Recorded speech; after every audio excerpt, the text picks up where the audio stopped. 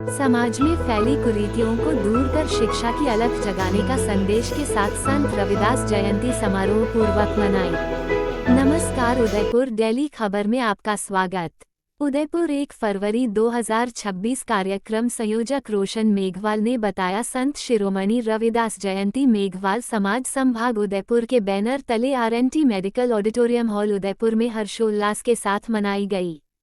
कार्यक्रम की अध्यक्षता सेवानिवृत्त खनिज अभियंता नाथूलाल बोयना ने की। मुख्य अतिथि कर्नल बलदेव सिंह मानव थे, जिन्होंने शिक्षा, नशा मुक्ति, पाखंडवाद, अंधविश्वास और मृत्यु भोज पर अपने विचार व्यक्त किए। कहा कि शिक्षा जो प्राप्त करेगा वह हमेशा उन्नति करता रहेगा। विशिष्ट अतिथि माया बजाज मुख्य जिला शिक्षा अधिकारी सेमारी थे। साथ ही डायरेक्टर ज्ञान ज्योति निःशुल्क संस्था उदयपुर राहुल मेघवाल, गिंगराज जोडली, मीठालाल मेघवाल बैडवास, किशनलाल जूना जरगा ट्रस्ट अध्यक्ष, रामलाल मेघवाल लकड़वास अध्यक्ष मेघवाल समाज उदयपुर, क्रांतिकारी संत आचार्य रमन स्वामी अघोरी बाबा, रोशन लाल गोवर्धन विलास, लक्ष्मी नारायण मेघवाल सवीना, लच्छी राम खिरोदा, नाना लाल मोदी, खेमराज मेघवाल करगेट आदि थे। कार्यक्रम का संचालन चेतन कुमार शीशवी ने किया। इस कार्यक्रम में उदयपुर संभाग के सभी समाज के नागरिक उपस्थित रहे। स्वरूचि भोज पश्चात कार्यक्रम का समापन जी का था। अमेरिका के जब राष्ट्रपति बने तो अमेरिका के धन दौलत पैसे और बड़े इंडस्ट्री वाले लोग, उनको कहीं न कहीं तिल मिलाट हो गई कि ये चमार का बेटा और अमेरिका का राष्ट्रपति बन गया। और हम जो हैं इतने बड़े बड़े घरानों से आते हैं और आज उसकी बात को, तब उनमें से एक उद्योगपति जो कि उनके हाउस ऑफ कॉमन्स और हाउस ऑफ रिप्रेजेंटेटिव आता है, तो वो जो सेलेक्ट होकर के वहां का MP आया था, जो अपनी इंडस्ट्री या पैसे के बल के ऊपर में अमेरिका की सीनेट में पहुंचा था, वो वहां से सामने से खड़ा होता है। और जैसे ही अब्राहम लिंकन अपना राष्ट्रपति का पहला भाषण देने के लिए खड़े होते हैं, तो वो सामने से जो अपनी धन दौलत और अपने सिलेक्शन का प्रभाव रखने वाले व्यक्ति, वो अब्राहम लिंकन को बोलते हैं, मिस्टर लिंकन, आप मत भूलो अपनी औकात कि तुम एक चमार के बेटे हो। हुए थे जैसे संत रविदास जी बने हुए हैं। लिंकन के साथ मिस्टर लॉर्ड, वो वहीं नहीं। मैं कर्नल बलदेव सिंह मानव हूँ, जोधपुर से बिलोंग करता हूँ। और हम राजस्थान के अंदर में मृत्यु भोज निवारण एक कमेटी बनाई हुई है।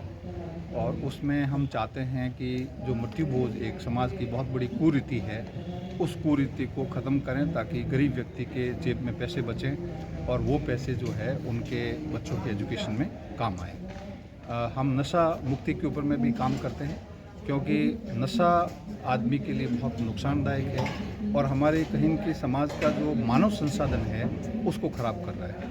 किसी भी समाज, किसी भी परिवार, किसी देश का जो डेवलपमेंट होना होता है वो मानव संसाधन के बेस के ऊपर नहीं होता है। हम मिलिट्री में कहते हैं कि it is not machine but man behind the machine wins the battle. यानी कि मशीनों से युद्ध नहीं दिया जाता है, मशीन के पीछे जो आदमी बैठा है उसकी कला, उसकी बहादुरी और उसकी काम करने के तरीके, जज्बे से ही युद्ध जीता जाता है। तो इसका मतलब ये होता है कि मानव संसाधन कैसा है उसी के बेस के ऊपर में विकास होता है। तो मानव संसाधन को कौन खराब करता है?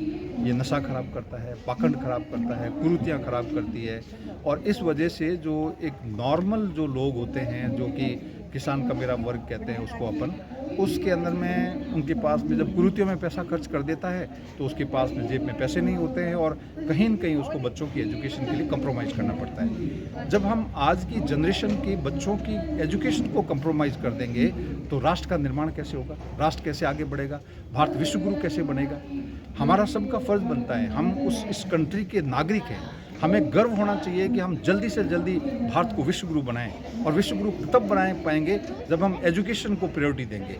हम साइंटिफिक एजुकेशन होंगी, हम वैज्ञानिक तौर से हम आगे बढ़ेंगे। दुनिया के जो देश, जो डेवलप कंट्रीज़ हैं, उनसे सीखें कि उन्होंने किस प्रकार से एजुकेशन के ऊपर में ध्यान दे करके आज वो कहाँ पहुँच गए हैं। तो हमें अपने मानव संसाधन को ठीक करने के लिए इन सब चीज़ों के ऊपर में अंकुश लगाना पड़ेगा, तभी हम भारत को विश्व गुरु बना पाएंगे। भारत में आज शिक्षा को लेकर आज भी ऊंच नीच जारी है, चाहे वो कास्टिज्म को लेकर हो या किसी भी तरह की आज जो घटनाएं हम देखते हैं समाज में, तो आप किस तरह से देखते हैं इस अमृत काल में विशेषकर?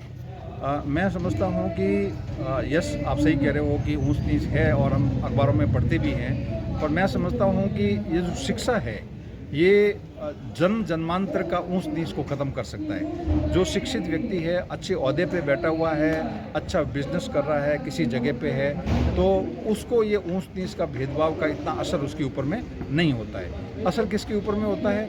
जो बिल्कुल ग्रामीण तबके के अंदर में व्यक्ति बैठा हुआ है, अशिक्षित है, गांव के दूसरे समाज भी अशिक्षित हैं और पुरानी चीज़ें उनके दिमाग में घर की गई है। वो शिक्षा नहीं होगी तो वो चीज़ें अभी भी घर उनके दिमाग से निकलेगी नहीं। तो वो अशिक्षित एरियाज, अंडर डेवलप्ड एरियाज, जहाँ शिक्षा का प्रभाव नहीं हुआ है, वहाँ विमेन एजुकेशन नहीं हुई है, वहाँ इस प्रकार की चीज़ें देखने के लिए मिलती है। बल्कि सरकारी तौर पे, पढ़े लिखे लोगों के तौर पे, शिक्षाविदों के तौर पे सभी लोग सबको एक जैसा मानते हैं और सबको एक जैसे सम्मान देते हैं। मेरा नाम इंजीनियर राहुल मेघवाल है, ज्ञान ज्योति निःशुल्क कोचिंग संस्थान उदयपुर में चलाता हूँ। और आज हम यहाँ पर सभी समाज के लोग मिलकर संत शिरोमणि रविदास जी की जयंती हम मनाने यहाँ आए हैं। मुझे लगता है कि किसी ज़माने में किसी व्यक्ति को पानी पीने के मात्र से नहीं, आवाज़ मात्र से ऐसा माना जाता था कि नहीं बढ़ पाएंगे। उन्होंने एक बात जो कही, मुझे लगता है कि आज अपने आप के लिए प्रेरणा है कि मन चंगा तो कटौती में गंगा। उनका मतलब ये था इतना सा कि किसी व्यक्ति का मन अच्छा है, मन पवित्र है, तो हर जगह तीर्थ हैं। और उनके विचारों को आज हम मानते हैं, सुनते हैं, देखते हैं, तो हमें लगता है कि किसी ज़माने में किसी व्यक्ति को इतनी बड़ी प्रेरणा और आज उनका दिन है, तो मुझे लगता है समाज के सभी लोग मिलकर एक प्रेरणादायक दिन हम बना पाए, इसलिए हम यहाँ इकट्ठे हुए हैं। अच्छा सर, अभी आप उदयपुर में ज्ञान ज्योति संस्थान के नाम से कोचिंग क्लासेस चलाते हैं। समाज के कितने बच्चों को आपने आगे बढ़ाया है? कौन जॉब में लगा है? किस तरीके की आप सेवा? मैं बताऊं सर, आपके क्योंकि लोकतंत्र का चौथा स्तंभ जो पत्रकारिता है, उनके माध्यम से बताना चाहूँगा। ज्ञान ज्योति निःशुल्क कोचिंग संस्थान विगत 7 वर्षों से उदयपुर में काम कर रहा है। राजस्थान के अलग अलग जिलों से, अलग अलग तहसीलों से सभी जाति व धर्म के बच्चे पढ़ते हैं। स्पेशल ऐसा नहीं सिर्फ एससी समुदाय से। और मैं बताऊँ, अब तक हमारे यहाँ से लगभग 817 के आसपास लोग गवर्नमेंट जॉब लगे हैं। और रिसेंटली अभी पटवारी और कांस्टेबल का रिजल्ट आया, वीडियो का रिजल्ट आया, तो 41 बच्चे राजस्थान पुलिस कांस्टेबल बने हैं। मैं इसलिए नहीं कह रहा हूँ कि ये बने, इसलिए मैं चाहता हूँ कोई बच्चा गांव से छोटी सी आंखों में बड़ा सपना देखता है, झोपड़ी में रहता है, उसको लगता है मुझे आगे बढ़ना है, तो उस बच्चे को ऐसे निःशुल्क शिक्षा के माध्यम से जुड़ना चाहिए। और समाज के काफ़ी लोग हमारे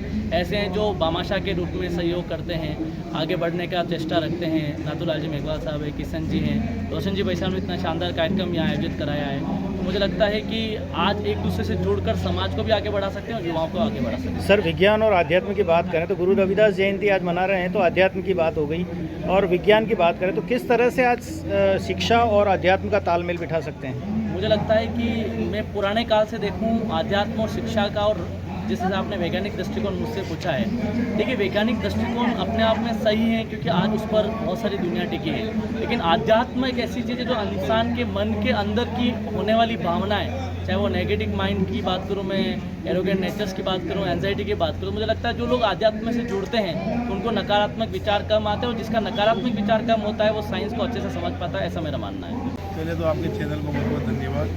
मैं रोशन लाल मेघवाल, मैं भीम आर्मी का कार्यकर्ता भी हूँ। रविदास जयंती में भी मैं कार्यक्रम संयोजक हूँ। इस कार्यक्रम को हमारा करने का एक ही उद्देश्य है कि समाज को एक जाजम पे लाना है। समाज में जो कुरीतियाँ हैं, कोई छोटी मोटी कपड़े ले जाना लाना, मृत्यु बोझ जैसी, और कुछ बहुत सारी कुरीतियाँ, जैसे अभी सोना चांदी महंगा हुआ है, उसको हम थोड़े कम स्तर पर समाज में कर सकते हैं। और इस आयोजन को एक संभाग लेवल पे इसलिए किया जाता है कि जो भी समाज के व्यक्ति हैं वो आकर के यहाँ अपना विचार रखें और विचारों द्वारा बदलाव लाएं अपने अपने क्षेत्र, क्योंकि समाज में क्षेत्र बटे हुए हैं। कोई गिरवा चौकला है, कोई झाड़ोल है, कोई फलाशिया है, कोई मेवाड़ है, कोई मारवाड़ है। इस तरह से हम सभी क्षेत्र के लोग आते हैं, अपने अपने क्षेत्र में जाके वापस हमारी समाज में बात रखेंगे कि भाई ये हमारे उपयोग में नहीं लेना चाहिए। उसको बदलाव लाने के लिए हम एक भारत के महान संत शिरोमणि रविदास जी महाराज 649वीं जयंती मनाने जा रहे हैं। और ये आयोजन हम लगभग 3 साल से रेगुलर कर रहे हैं, और हम आशा करते हैं कि आगे भी इस आयोजन को हम जारी रखेंगे।